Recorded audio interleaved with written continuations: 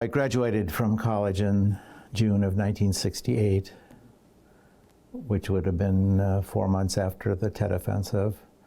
I went to my draft board and said, what's going on? And they said, well, if you didn't get your letter last month, you'll get it this month. And I said, no, I think I'll enlist to avoid being drafted. Price of enlisting was an extra year of service, so people were drafted for 2 years, and I enlisted for 3 years. There was a lot of class time, and then there was what I would call active counterintelligence, where you would, somebody would be walking the streets and you'd be following them to see what they're doing and that kind of stuff. And then quite a bit of interview training, not unlike what we're doing here, so that you could learn how to question people to find out if they're doing bad things or not. I pretty much knew I was going to go to Vietnam after they sent me to language school for a year to learn Vietnamese. I'm assigned to the division headquarters location in the what's called War Zone C, the area northwest of Saigon. So it was, you know, a pretty ordinary work day. You'd eat at the mess hall, you'd sleep in the housing unit, and you'd have an office, have a desk there, and there were typewriters there that you'd use to type your reports with. And they had a warning system that if there were inbound rockets or something, that they'd sound the sirens. There would be bunkers that you could go to. We were, I'd say, in my 6 months there, we were only rocketed maybe 3 or 4 times, and then it was only typically 1 or 2 rockets that would come. One day I came back for coffee, and I walked by one of the women who was working doing laundry, and she had a friend with her, and she said to her friend, say hello to this guy, he speaks good Vietnamese. So she did, and the typical Vietnamese greeting is, what's your name, how old are you, and are you married? So I answered those questions, and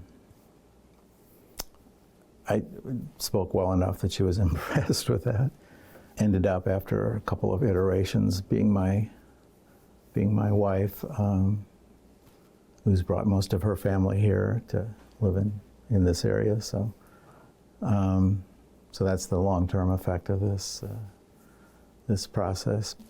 I was sent home from Vietnam at the end of April 1971, and then I went to graduate school and we corresponded, and I went back in 1974 to do my dissertation research, and we were married in actually 49 years ago. When I came back, I said, hey, I'm back, and I'm interested in going to graduate school. And I was doing my research, working with a team in Vietnam to do the research. We were married in Vietnam. We had the marriage certificate, and everybody said, okay, that's a real thing. And I was a civilian at that time, so I didn't have military issues crowding me. On the 19th of April, 1975, we boarded an Air Vietnam commercial airline and flew out to Hong Kong and Tokyo and Seattle and Minneapolis. I joined the Legion, the American Legion here in Northfield, not too long after we moved here, which would have been, we moved here in '76, so I probably joined the Legion within the next 2 or 3 years. They were looking for a newsletter editor, which I had been doing for a couple of other organizations. And then they were looking for a gambling manager. So I did the gambling manager for 15 years. I'm still doing the newsletter, so 20 years later, I'm still doing the newsletter. But my dad was quite a bit older than my mother, and he was first-generation American. And he said, "We're American, we'll speak English." He himself could speak German well, but he would not teach us to speak German. Yeah. He was in World War I, yeah. And of course there was a lot of anti-German sentiment. I was only 11 years old when he died, and the only thing I remember him talking about was the horrible, horrible conditions in the trenches of the cold and the wet and the trench foot. And he said the only thing that was worse than being in the trenches was when the sergeant would yell, "All right, boys," over the top, knowing they were heading into machine gun fire and mustard gas. And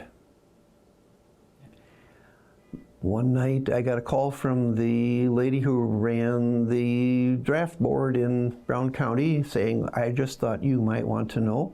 I mailed out your draft notice." And I said, No, I have a student deferment." "No, you're credit shy of our standards."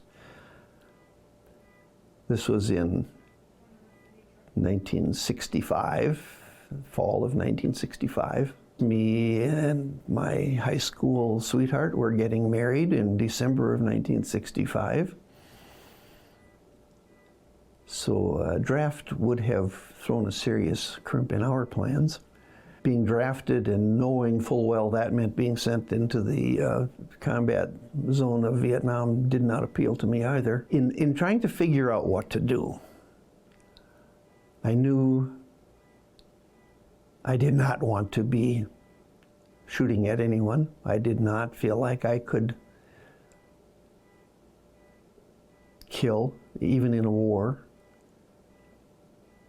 I didn't have the courage to be a conscientious objector. At that time, the rumors of people, young men, leaving and going to Canada to evade the draft were quite well known, but I couldn't do that. I talked to the Navy.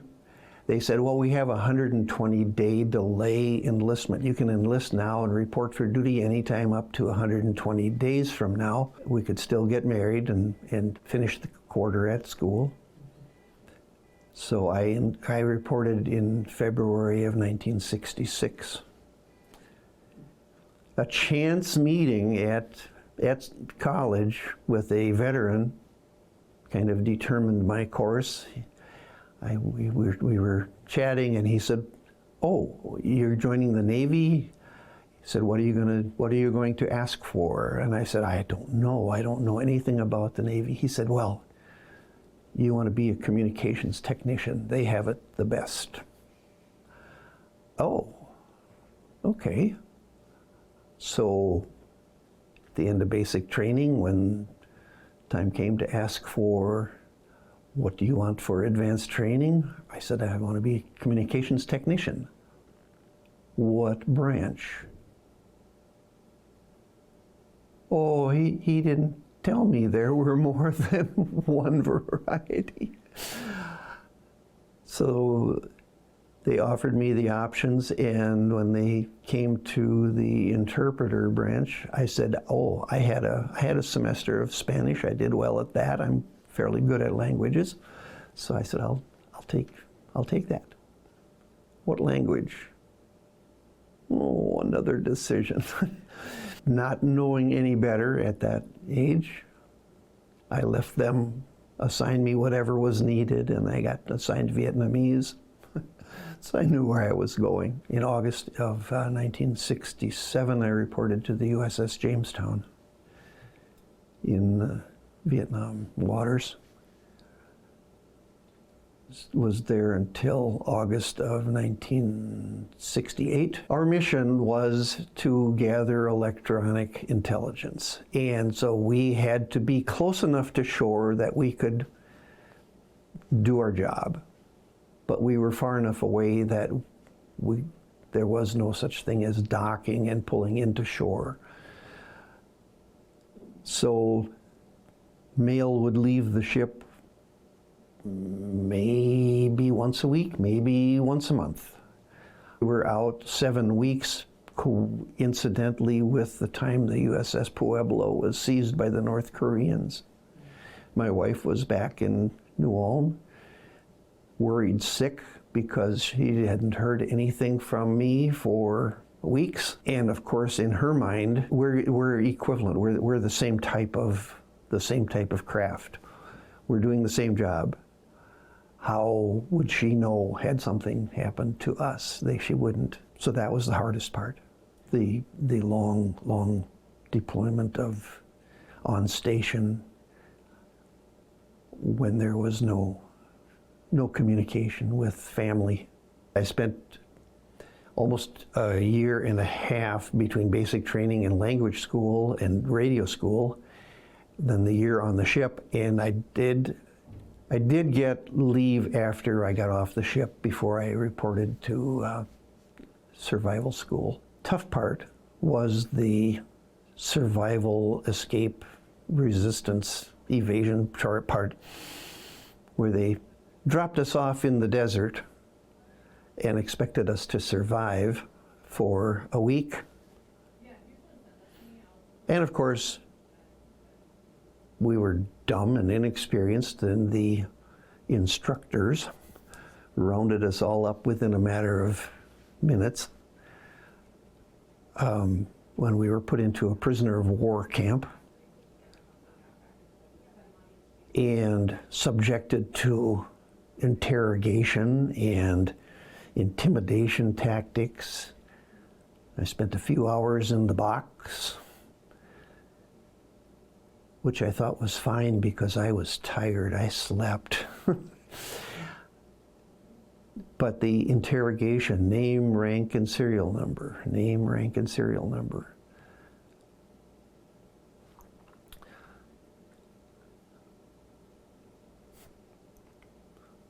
I had a friend, good friend, who was taken in for interrogation, and the instructors, who all put on Russian accents because they were, advising North Vietnamese, brought him back out and said, here's your friend. He told us everything. He signed the confession. What do you think of him now? Who will take him back? And he was crying because he felt he failed. And I said, I'll take him.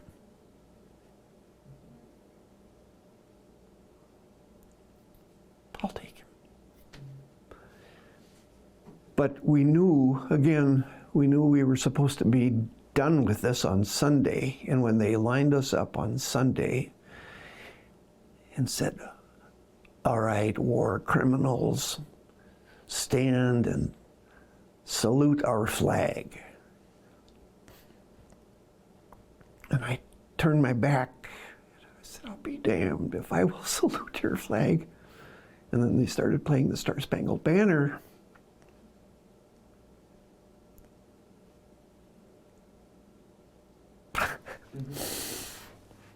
I turned around. I saluted. I saluted our flag.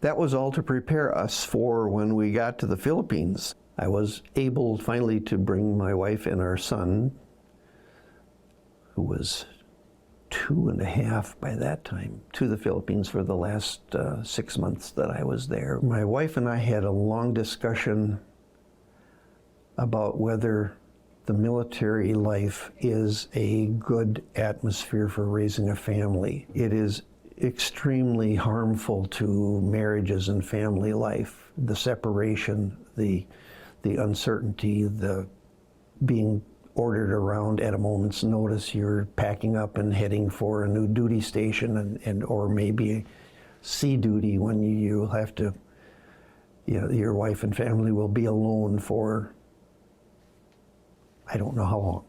I don't want that for my family. I wanted to get back to school. I wanted to work towards my degree. I wanted to take care of my family. I had heard all the negative reactions that returning Vietnam veterans got with being spit on. I was just ignored. My wife was working at 3M, and she asked her supervisor if I could get a part-time job so that I could go to school. And his reaction was, "We don't have any jobs for people like that. Baby killers." That hurt.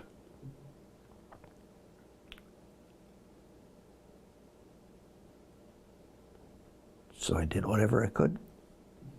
Can I give you? I think that, by telling you how little I actually did, I sometimes feel like a fraud. I feel like I served, but aside from that 1 year, I didn't have it that bad. I mean, it was bad. It was scary. It was a real stress being separated and not being able to communicate with my family. And the things that happened with aircraft crashing and people being killed. And I compare that to my experience, and I'm kind of like, was I in the same war? I mean, I'm glad. I'm extremely grateful that I was not in that situation, and whoever steered me towards the path that I took, I'm extremely grateful to him. I don't know his name. What drove it home to me was coming back to that cold reception, that rejection of my service. I know it was an unpopular war. I didn't want to be there either. But I did what my country asked me to do, and we were not allowed to be proud of it. We were not allowed to wear our uniform on leave. We were not given that welcome home for 15 years, until there was a speaker that came around. His name was Dave Reaver. He was a horribly, horribly wounded Vietnam veteran, burned with a white phosphorus grenade.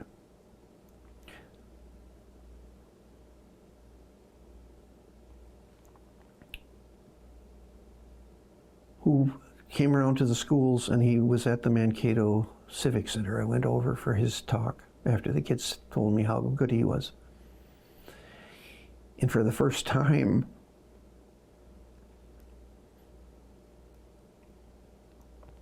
people actually applauded for our service.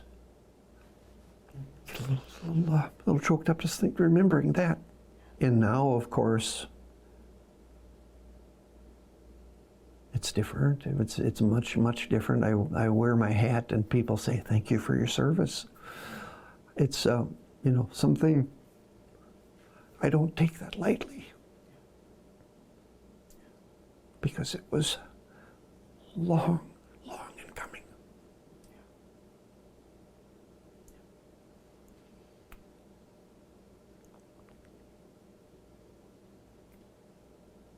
Now I'm proud.